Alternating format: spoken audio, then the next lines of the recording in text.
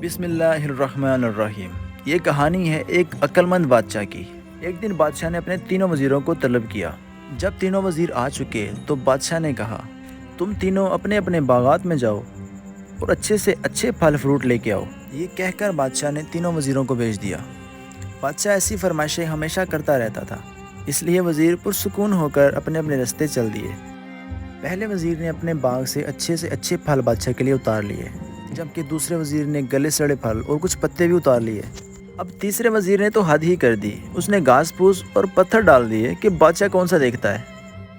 جب تینوں وزیر اپنے سامان لے کے واپس آئے تو بادشاہ ان کے انتظار میں تھا۔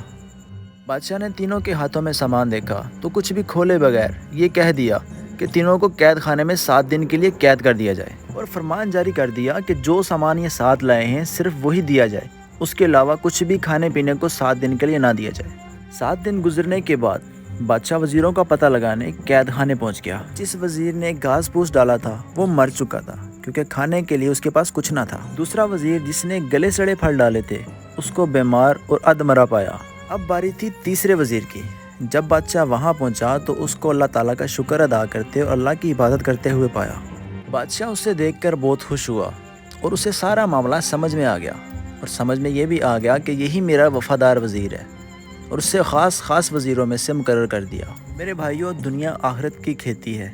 آج اگر ہم بھی اچھے مال لے کے جائیں گے تو وہ قبر میں ہمارے بھی کام آئیں گے، اور بادشاہوں کا بادشاہ ہم سے بھی بہت خوش ہوگا اور اپنے خاص بندوں میں ہمیں بھی شامل کر دے گا۔ جزاک اللہ۔